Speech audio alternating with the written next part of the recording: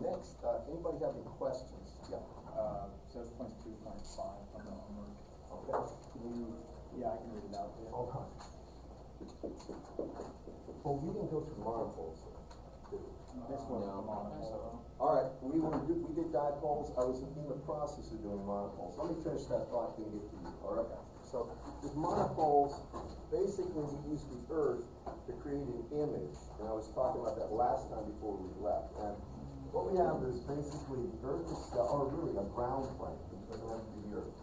The ground plane will have an image. So let me give you a specific example. If I had a halfway dipole normally, and I wanted to function the same way with a ground plane like this, then the actual dipole itself would just be lambda over 4 now, because there would be an image here that would be lambda over 4. Y'all follow me on that? All right, now, there's no fields down here. All the fields are radiated up here. But if this has a current I naught on it, and we're a distance r away, and let's assume this is the z direction, and this is theta, the E field here would be the same as the E field as if it was a halfway dipole. You all follow me on this, guys? So the Earth itself just images the current above it, below it, right? And remember this, currents in the same direction, or perpendicular currents image in the same direction. So that image would be in this direction. And currents that are parallel to the surface image in opposite directions. Y'all follow me? This is important. So when I come out here, this E field, if this is a halfway dipole, it would be just J, right, times 60, and then it would be E to the minus J beta R over R. Then there would be that angular function, cosine of pi over 2, cosine of theta, over the sine of theta, in the A theta direction. Now that is about like a sine theta, right? It's about that, close to it. That would be the E field in the A theta direction. The H field, just take that and divide it by 8 and 9. Y'all follow me? Now, remember, for a halfway dipole, when we calculated the total power radiated, and from that got the radiation resistance, for a halfway dipole, you had actually Z antenna equal to the radiation resistance, which is 73.2 ohms plus J 42.5 ohms. Right? How many remember that? Can we put that up there? Most of you should. You should at least have a feel for that. That 73.2 ohms is real important. What's the one thing I also told you? When you cut down a halfway dipole from exactly halfway, when you make it, what, 0.485 lambda, what happens? The J 42.5 is zip, it's gone, which is what we'd like to do. Keep that in mind always. So for this, and I want you to think about this, how much power is radiated by this system compared to the actual halfway dipole? Exactly half, because it's only radiating the upper half. Y'all follow me? Follow me on that? There is no field down here. There is. It's all up here. For that amount of current, it's the same field above the plane, but only half the amount of power is radiated. That means the actual radiation resistance for a quarter wave monopole, if it's exactly a quarter wave, then Z antenna is going to be that divided by 2. So it's 73.2 plus J 42.5 divided by 2. Y'all follow me? It's exactly that divided by 2. And the reason is because only the upper half plane has power radiating. Y'all follow? Now, so this is what? 36 point something plus J, whatever, 21.25 ohms. Do y'all follow me on that, class? That's all it is. The big difference.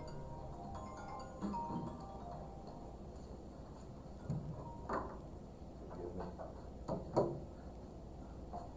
I'm going to get the calls. No matter what I do, if I can block that number, they'll figure it out and come back at me for an email. All right. So the thing that's different is the directivity. Now, I want you to just hear me on this one. And I gotta say one other thing. The way you do these quarter wave or these monopole probes, look at the antenna as if it was a full-length dipole, for starters. Think about the field pattern, right? From there, the thing you want to get is that current. And the way you get that current is always using this equation as the impedance of that antenna to figure out what the current is. Y'all follow that, class? Now, we'll do problems on this, but I just wanna talk my way through it. And, so, that is for exact half wave, half of that is a quarter wave monopole. Now, the big difference is where the directivity, the maximum directivity is. So, directivity itself is 4 pi over, and it's the integral of the normalized power density, right? Times sine of theta times d theta d phi. Theta will go, this is the difference. Before, remember, the power density there will be the same as if it's a halfway dipole. You know, from in the upper half plane. But we don't do the integral from 0 to pi, we go from 0 to pi over 2, don't we? And this is from 0 to 2 pi. Y'all follow me on that? Now, if we went from 0 to pi, and we use the normalized power density of the halfway dipole, we would get 1.64 for this. But because we're only integrating over half that space, we're only integrating from 0 to 90 degrees, we're going to get this integral down here is only going to be half the value at 1 plus. And that means this is actually 2 times 1.64. Y'all follow me? It's twice that. So what is that? That's, so it's going to be 32. Or 3.28, that's right, 3.28 is going to be D max for quarter wave monopole. Now, one other thing I got to tell you, don't get hung up and worrying about making mistakes like this. The thing you always go for is go for the current on that antenna. Y'all hear me on that? That's the thing that'll get you everything you want. Because once you have that current, you can easily use this field equation, and I didn't put it here, but this should have an I in it. My bad. 60 times I. You can easily get that field, and it's not really going to be a problem. And we'll do some of these things. I want to just bring that up. Now with monopoles, yeah. So one question I have is, if you're imaging the antenna, how far can it be from the ground before this breaks down? Okay, he's bringing up a very fundamental question. So if you have an antenna, you want to act like a halfway dipole, but you're only going to use a quarter wave monopole, then it has to be what's called a gap level above this. This cannot be something like a wavelength. All right. In other words, it's basically going to be, you might say, as small as possible, where you can drive this with a plus voltage and ground that without having arcing.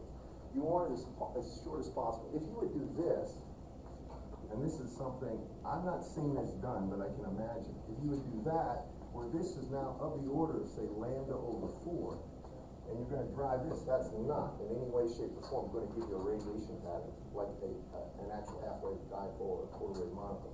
This will not do it. This thing has to be right above the ground. And I might add one other thing about this. Almost all vertical antennas that you see absolutely use the ground. They have an image. And if it's a poor conducting ground, like if you're in a desert or something like that, what they'll do is put down a wire mesh over the surface, or they'll put something like copper sulfate or rock salt down on the thing to make it a good conductor at the surface. Did y'all hear me on that? So just remember that. Now, before I got my degree in electrical and computer engineering back in the day, I got a second-class FCC license, a radio telephone license. And it really was, I went to a technical school, learned a lot about actually a radio station operating. And when you deal with real, practical needs, having a good ground plane is key to having an efficient radiator. Because if you don't, then you're going to get a lot of loss in the ground, and you're going to basically, a lot of your power bill for radiation isn't going to be just throwing the energy around. It's going to actually be heating the ground. So just remember that one practical thing. Okay. Now I've worked my way through the monopoles, but that's it in a nutshell. That's it. Now I'm getting back to your question about the homework problem. We'll go through.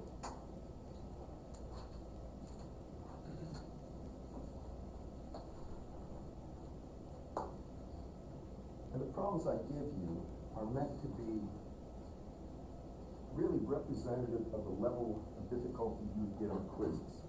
If you're asking me how do I make out my quizzes, you want to know the truth, I look at the homework. That's how I develop every quiz I've ever given, every test. What's the problem now? 7.2.5, a lossless dipole antenna is attached to source with a length of lossless coax cable. Okay. You got lossless dipole, half wave, Yes. right, so let's say half. Okay, It's attached to a source via a length of lossless coax cable. okay, go ahead. The coax cable is 50 ohm. The source has an open circuit voltage of 100 volts RMS. And the That's source RMS. has an impedance of 50 ohms. Okay, so this is 50 ohms here, all right. The transmission line is length 1.3 lambda. This is a good one. So L is 1.3 lambda, go ahead. Yes, and it wants us to find the average power radiated by the antenna and the standing wave ratio. All right, so what we're gonna do now is go ahead and build an equivalent circuit for that antenna. We're not gonna look at it as just an antenna, we're gonna put the radiation resistance in there. So it's exact half wave, right? Yes. All right.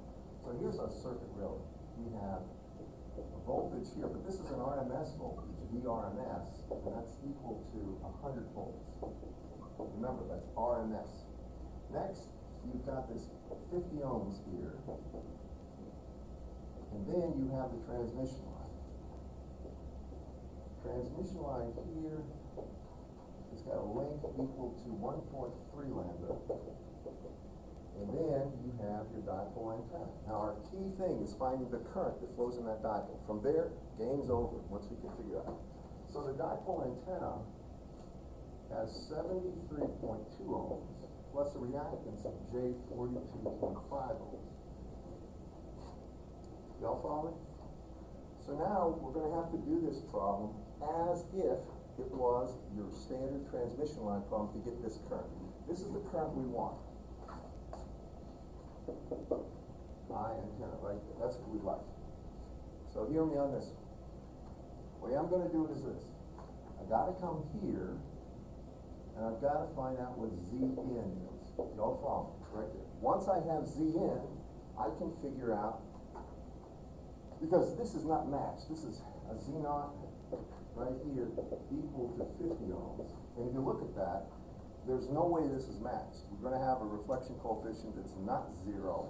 I mean, we're gonna have, this is a more complicated problem. But if we're gonna do this one, what we first have to do is get Zn. So how do we get Zn?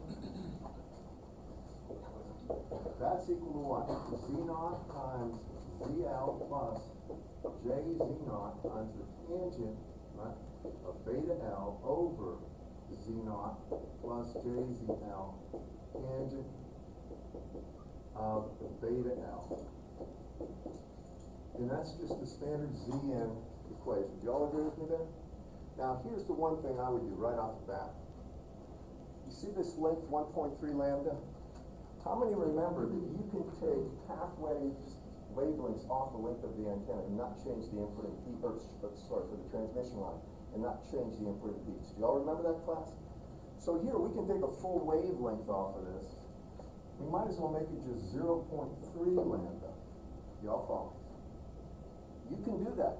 It won't matter. If you want to use 1.3, go ahead, but you don't need to. Y'all follow me? So now let's take a look at this beta L thing. Well, beta L is really 2 pi over lambda times the length in wavelengths, or 0.3 over lambda, right? Or 0.3 lambda, pardon.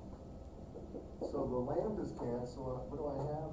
I have 0.6 pi radians as an argument for beta L. I mean, beta L would become that. Do you all agree with me? I'll stop and let you catch up. Okay? We're going to do the calculation.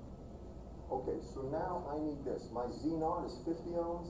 My ZL is 73.2 plus J42.5. Now you have to do this calculation correctly. And if you remember, a lot of people had trouble with that calculation for the wave depth. So coming down from that, what is Zn? If you don't mind. I can do this thing on MathCAD if you want me to, but I had an answer, I'll just confirm it. what's that? I had an answer, I'll just confirm it. Anybody, does anybody, who tried this problem? One? That's it? All right, well, this is a good problem. Hint, this is a good problem.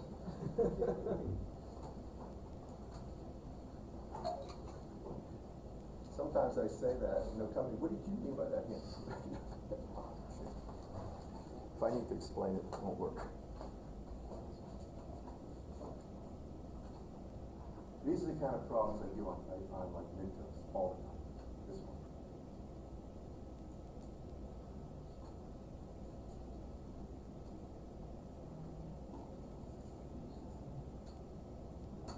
If you got the answer, just tell me.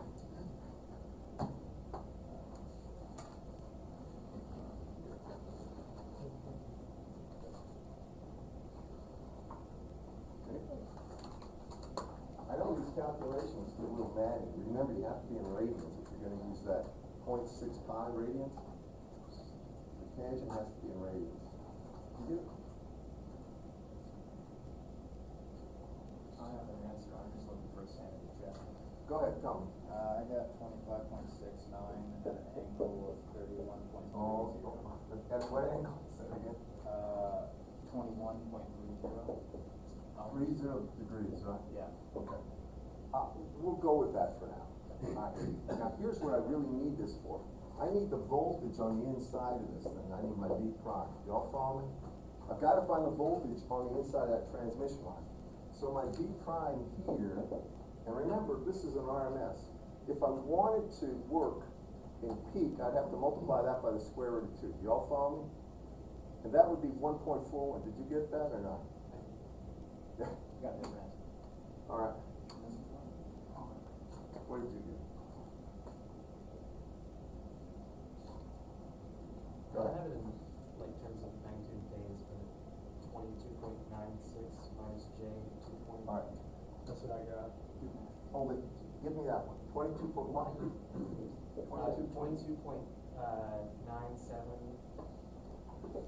minus J 2.19.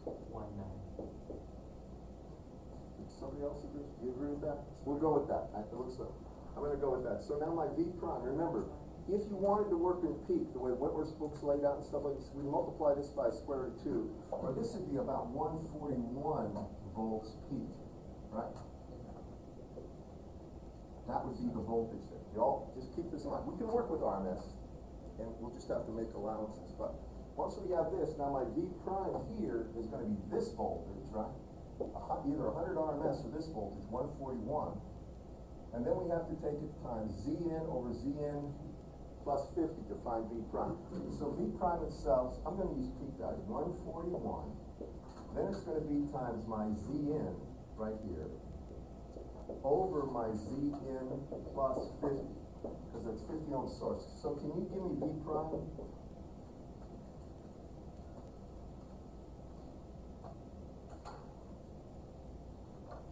Are you all with me, what I'm doing, why I'm doing it? Right? I'm trying to find, ultimately, the current on that antenna, but to do so, I've got to find the voltage just on the inside of this transmission line, then I have to get V0 plus, and we'll get that. In other words, this isn't a two-step problem, there's several steps to this.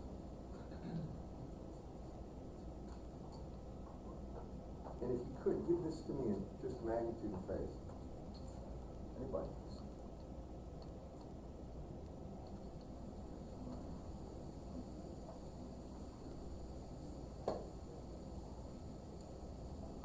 I don't see a lot of sunburned people, so.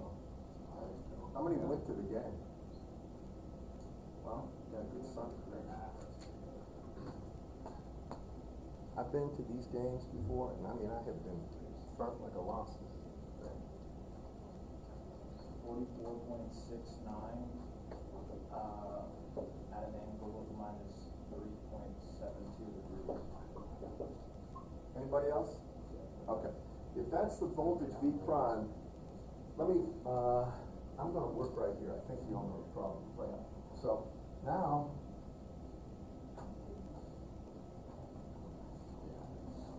what is that equal to, V prime? Well, V prime itself is equal to V0 plus, right? And it's times E, and here it's going to be plus J beta L, or plus the reflection coefficient of the load times E to the minus J beta L. We're going to get V0 plus, but first, we got to calculate gamma L, the reflection coefficient of the load. Remember how to do that? you take the impedance you're going into, which is 72, or 73.2 plus J 42.5, minus the impedance you came from over the sum. You all remember that? So for this one, reflection coefficient is 73.2 plus J 42.5 minus Z naught, which is 50, over the sum of those two, or 73.2 plus 50 plus J 42.5. And if you can give that to me, I'd appreciate it. Do you want it in, Magnitude and phase. 0.372 at an angle of 42.34 degrees. Okay, I'm gonna trust you on that one. So now what we have to, beta L, by the way, we already got, that's 0.6 pi radians, right? We already have that. So now we get our V0 prime right here, and that takes V prime, which is 44.69, at an angle of minus 3.72 degrees. We divide that by this, which is, and this is a little tedious, e to the J 0.6 pi, plus the reflection coefficient, 0.372, and this has got an angle.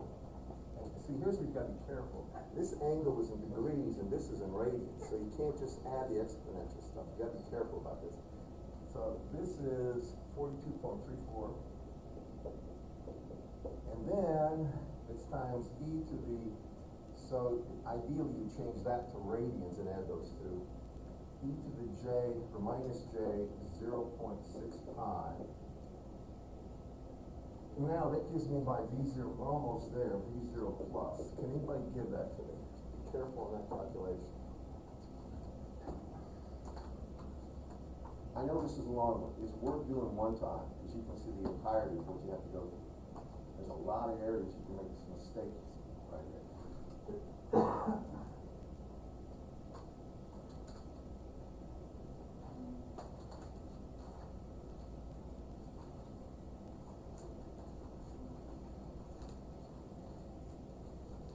Anybody here from Florida? I know at least one here is. I heard something around just before lunch that the entire state of Florida is considering a state of emergency because of the storm. I don't know what's gonna happen, but if you, for whatever reason, if you have family or kin that need your help, I understand how to be this. Because it's gonna hit here around Friday and Saturday from what I saw. I know you're from Miami, right? Anybody else from down there or around Mobile? Near the coast? I'm from Mobile. I don't know if you're gonna need the help, but I'd understand if you need it. Anybody?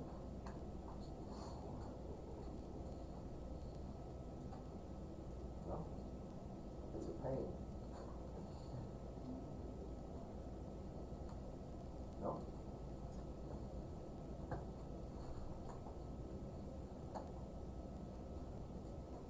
Nothing? So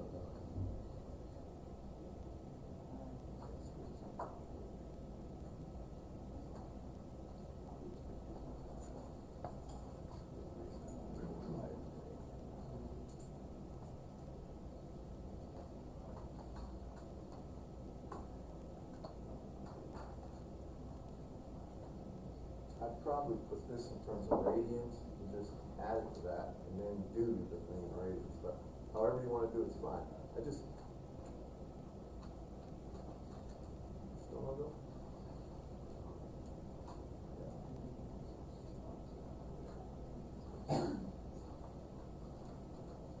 Now, these are the kind of problems on the exam I can see throwing a lot of people into panic.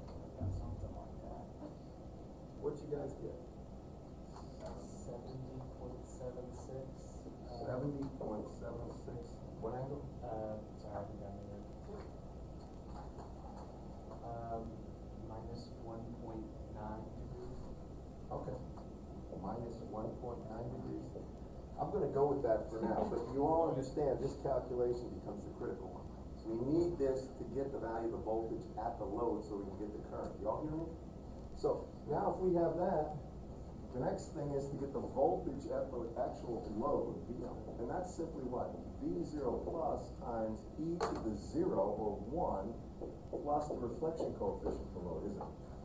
That's the voltage at the load. So, by the way, did you use the peak value, the 141, when you did this calculation? Yeah, I did. Okay, good.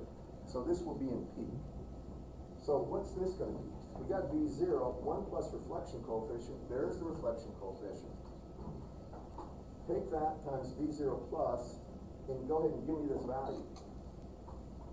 Because from that, and we just need the magnitude of that, I don't care about the angle. But you're gonna have to use the angle with this reflection coefficient. We got our V0 plus, hopefully.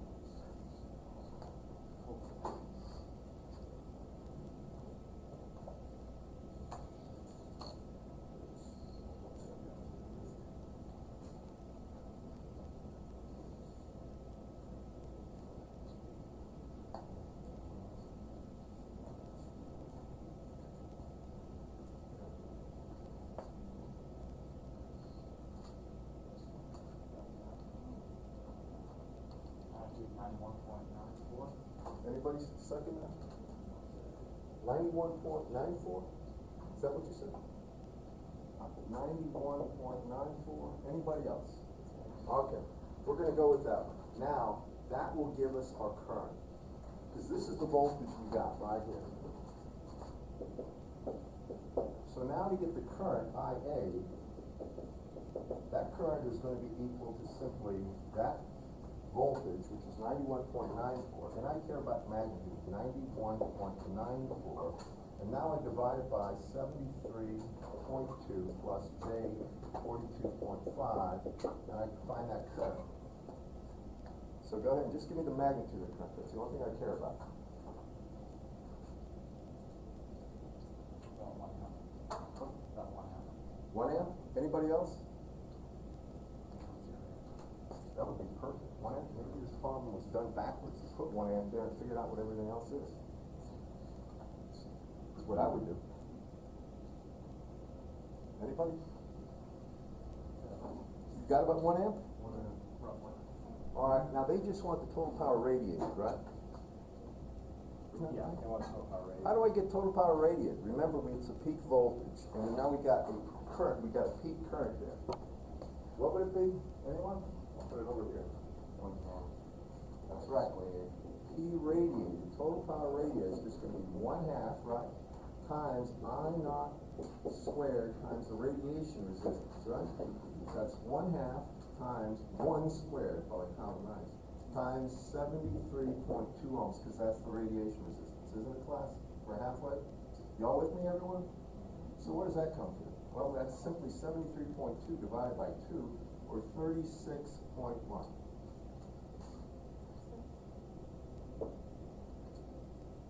36 point, is that right?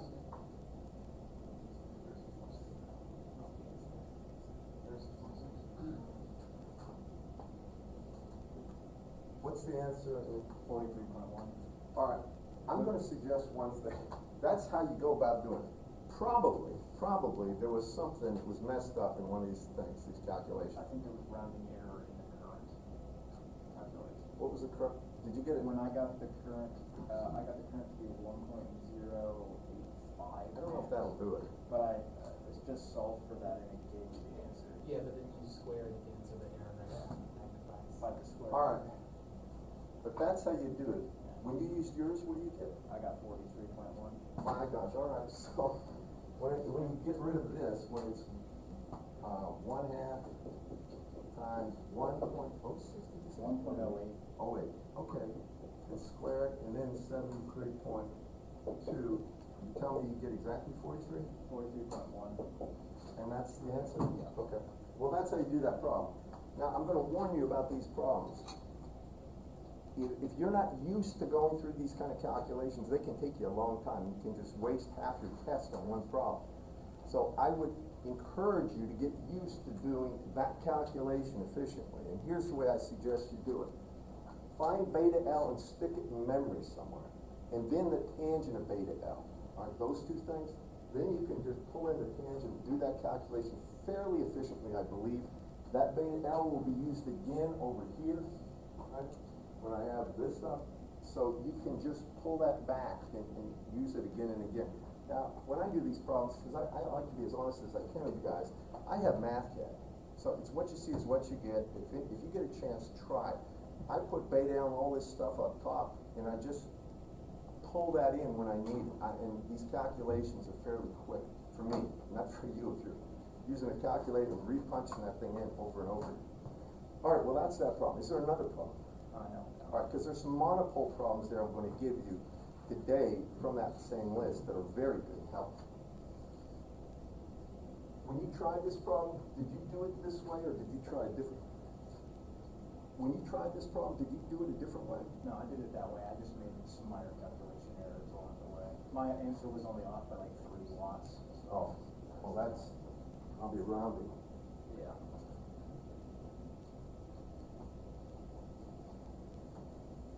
All right. So any other questions about the homework? 'Cause if not, I'm going to do the Friese transmission equation and radar if I can today.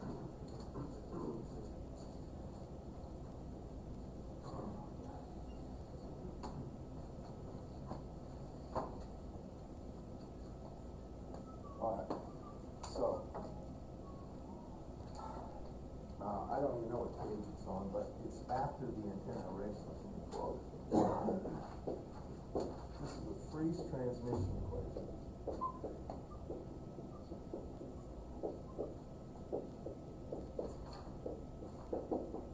So what is this? Here's what it comes down to. If you have two antennas, call this antenna 1 and antenna 2, and they're separated by distance r.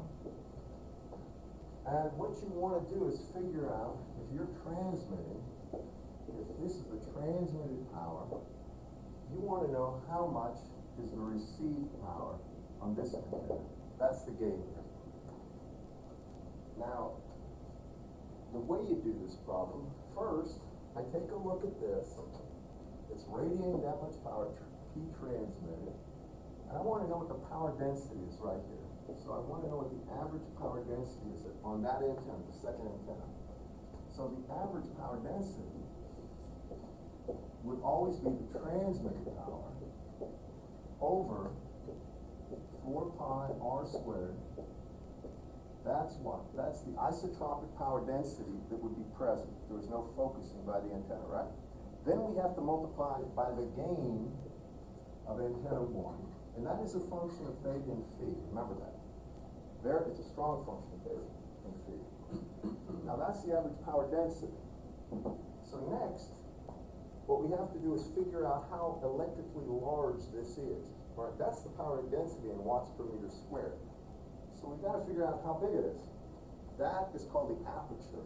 And the aperture of the antenna is lambda squared over 4 pi times the gain of the second antenna. I'm going to put that down.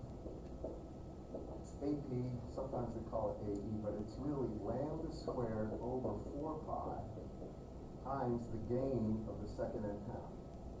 That's the aperture. It's the size, the electrical size of the antenna. So you can see it's directly proportional to the gain of that antenna. The gain of the antenna will be a function of the angle that this power is coming in at, but it's also lambda squared. You got to keep that in mind.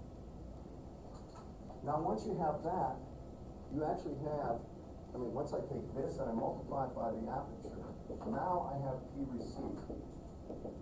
The classic way of writing this is a ratio of the received power to transmit power. When we go ahead and do that, we get received power over transmitted power.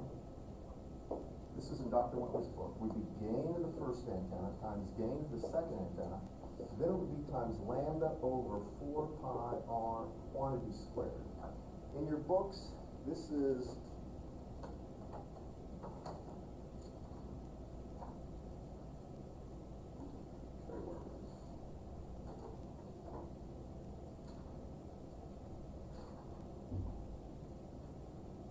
this is on page 479, equation equation 8.115.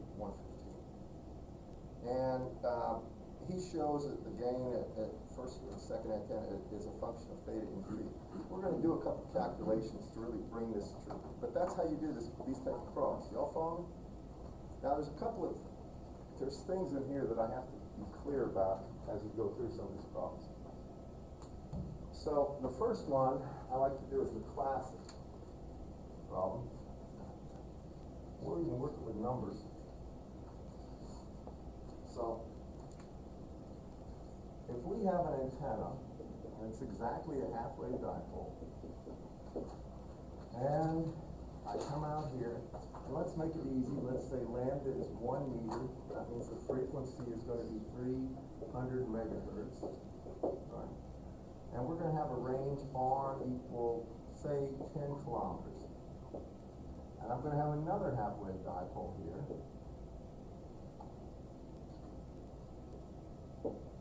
And this is going to be lambda over 2. And I want to know how much power is received. That's my goal. If my transmit power is equal to, say, 10 kW. This is sort of the standard classic problem start with, the most basic. 2 halfway dipoles, both aligned in the same direction, so you get max interception. We've got this angle right here is 90 degrees. Make this one 90 degrees. Everything's ideal when you want to get the receive power. You all with me? Now, I can do this ratio stuff if I want. But the way I always do it is first find the power density at the second antenna. That's the transmitted power, right, or 10 kW. Really 10 to the 4th watts over 4 pi r squared. That's 10,000 squared. 10 to the 4th squared, right? That would be the power density here. Then I multiply it by the electrical size of that antenna to get the receive power. And the electrical size is lambda squared over 4 pi, right, times the gain of the second antenna. Well, I failed to put the gain of the first antenna down here, but what is the gain of a halfway dipole? Maximum gain? 1.64, right? This is 1.64. And this is 1.64 because they're two exactly the same antennas.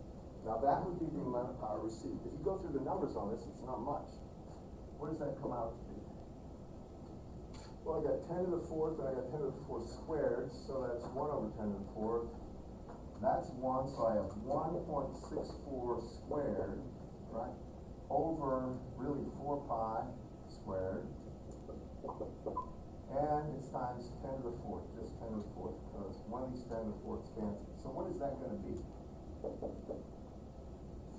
less than a milliwatt. Anybody? Go ahead. Where did the lambdas go? Lambda's 1, right? I made it 1 on purpose, so I don't have to worry about it. Oh, yeah, I missed that. I just made it as easy as possible. This is a classic problem. I'm just going to show you how low this is. So what did you get? Anybody? 1.7 micro. 1.7 micro? Anybody else? Okay. 1.7 microwatts. Almost nothing. And of that power, you can only actually use half of that power to drive something. The other has to re-radiate. I just wanted to tell you that. That's not much, right? And we're only 10 kilometers away. Here's where you see a huge difference. Typical gains for high gain antennas, like some of these dish antennas, will be about 30 dB or a gain of 1,000. Now if that's 1,000 and that's 1,000 squared, that's going to be 10 to the 6th, right? 10 to the, if you have 10 to the 6th times that roughly. All right, all of a sudden you're getting watts out. Now things are becoming better. All right, so that's why having a high gain antenna is so important. Because this antenna, it's the classic one we start with, you get almost nothing out of that if you have a halfway dipole. Now here's something else that comes into fact. You have to factor in. It's called polarization efficiency. If I take this second antenna and I do this, what do you think happens? It was vertical, now it's horizontal. Anybody? It's gonna be receptive. You're gonna get nothing out. Because the electric field pushes currents up and down the antenna along the axis that it's aligned in. It's really it's the projection of the electric field on the antenna. When the antenna's like this, and the electric field's like this, you get nothing. You follow me? That's called polarization efficiency, really, an effect. And I'm gonna get to that in a little more detail in a second, but where this is,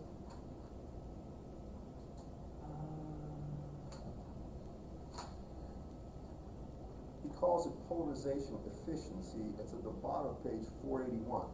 But I'll modify this equation now to include polarization. And normally what it is this. They take this equation here. Well, they actually will use this equation. They'll just take it and they'll multiply it by a cosine of really the angular difference between the two antennas. And Wentworth's book will call it tau 1 minus tau 2. And then it'll be squared. Now really, the only thing this is, if you take, now I'm using straight dipole antennas for this. If I have two antennas like this, they're aligned. The angular difference is 0. Do y'all follow me on that? The cosine of 0 is 1, squared is 1. As you get one misaligned, they'll take the tilt angle of one minus the other. So then, the angular difference of that, whatever it may be, you take the cosine of that angular difference and square it and put it here. That's what this is. It's just the polarization efficiency, but it is squared, cosine squared. Y'all follow me, class? And that's something you have to factor in. Now here's another thing that happens. That's tilting the antenna in and out of the board, right? But what happens when I do this? Suppose I tilt the antenna like that, or that. What happens? Well, now the gain goes down. Remember, the gain of a dipole antenna, if you think about it, and I'll put it up right here. Gain itself is a function of that radius vector. So if I have an antenna, this will bring it out better. If I have an antenna here and an antenna here, like this direction, all right, and this is R. Well, obviously the first one has an angle that's not 90 degrees, right? But also the second one is receiving this at an angle that's not 90 degrees. Do you all see that? So the gain here, you'd have to go ahead and factor that angle, and the gain here you'd have to factor if these are two things in vertical direction, same angle there. Now here's the other thing that happens, and please watch this. I can take this second antenna, and it's still on the plane of the board, and I can orient it like this, and now it's aligned for maximum reception. Do y'all follow me? Now really that would be a maximum type of reception, where the gain would be a maximum. Do y'all follow me? But if I took that same antenna and I tilted it like this, so it'd be out of the board, then you get nothing. Y'all follow me? So there's two types of, I always say there's two types of things you have to factor in. Both the gain in terms of the angle that's receiving it, the direct line of sight connection, and the tilt angle. Those are the two things you have to worry about with the Friis equation. You're going to find out that primarily when you're doing this, the things you have to just make sure of is you know what antennas are being used, because different gains for half-wave versus short dipole versus loop. You got to know that, and you also have to be careful about the polarization. You got to make sure that the electric fields, you'll know that the antennas should be aligned for maximum reception power. They should be aligned vertically, but if they're not, you have to factor that in. Finally, all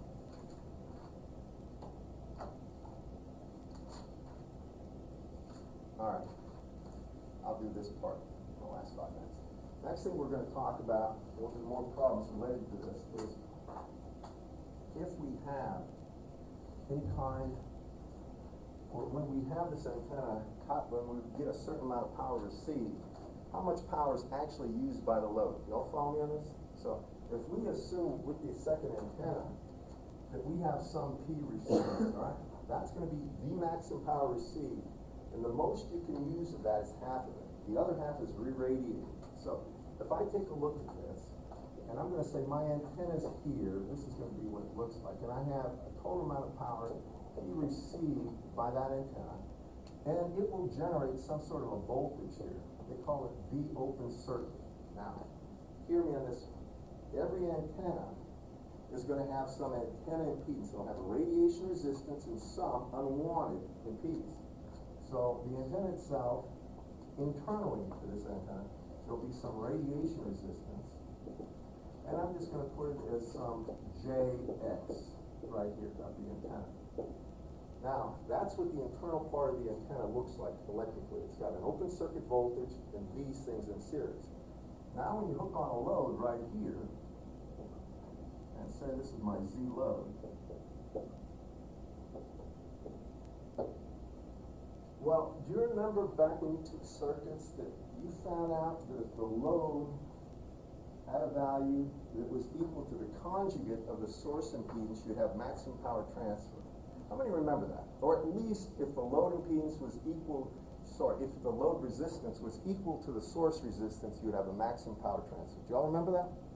That's a classic. Well, here, to get maximum power transfer, you want ZL to be equal to the conjugate of that antenna impedance. This is the antenna impedance right here.